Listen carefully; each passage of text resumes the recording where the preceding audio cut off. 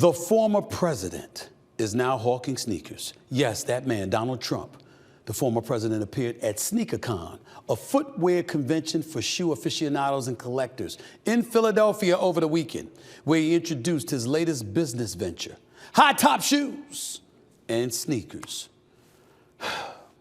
The shoes, called the Never Surrender High Tops, are not the first product the former president has hawked to his loyal base of followers.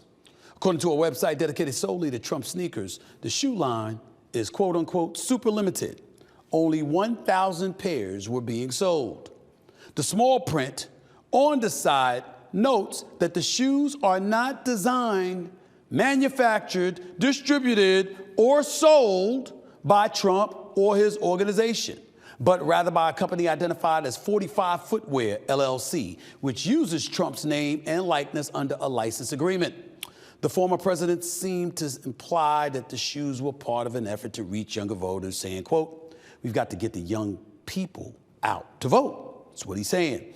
The announcement came a day after a judge in New York ordered Trump to pay more than $350 million in penalties, plus interest, following a civil fraud trial, in which he was found to have carried out a years-long scheme to use false financial data to borrow money at lower rates alongside his adult sons and other top executives at the Trump organization.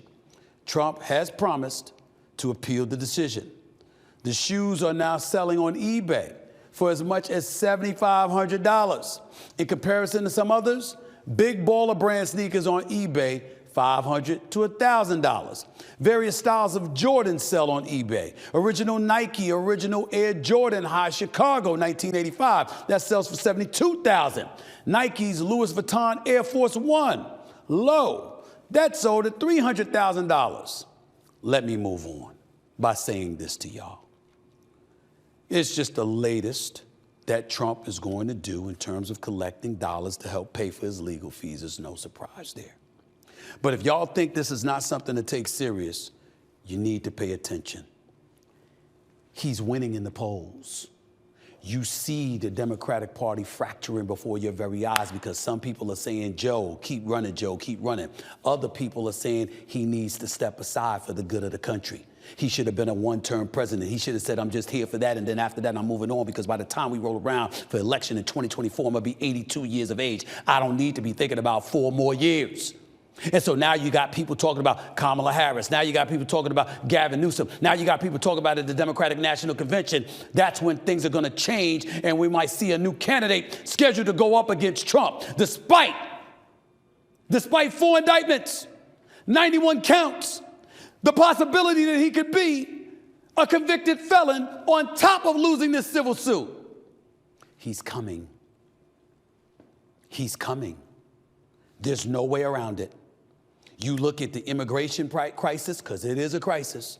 Make no mistake about it. People in this country are paying attention to that. They look at the economy. They're also looking at inflation. They're looking at the price of milk, the price of gas, the price of bread, going to the supermarket, complaining about that. These are the kind of things folks are talking about. And regardless of what we want to say, what we want to think, or what we want to feel, you have people on the left who have no problem with what's going on. You've got people on the right who's got a big-time problem with what's going on. So it does come down to who's going to go to the polls. It does come down to numbers. Because at some point in time, ultimately, you don't have people even talking about Joe Biden's policies. What they're talking about is, yo, we're not inspired.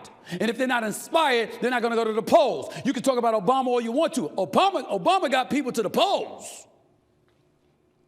If you ain't for Trump and you go to the polls, you're going to vote against him. The question is, are you going to go to the polls? Trump is trying to galvanize people to go to the polls. He's telling you, I'm here to save the day. And over 74,000 people, last election he lost, voted for him to do just that. It's just that 80 million, I said 74,000, I meant 74 million. 80 million voted, over 80 million voted for Joe Biden. There's another 80 plus million going to show up to the polls. Forget who you're going to vote for, because we know he got his support, Biden's going to have his. Who's going to show up to the polls? And that's why those sneakers, That line that Trump threw out there makes sense. We got to get young people to the polls. Got to get young people to the polls. How much you want to make a bet? Some young people's going to go to the polls. Wearing those damn sneakers. Wearing those damn sneakers. These ones are not my style. But there's a lot of people that'll buy those. Trust me on that. And if he says, buy it to show up to the polls, wait till you see the numbers. Wait till you see the numbers.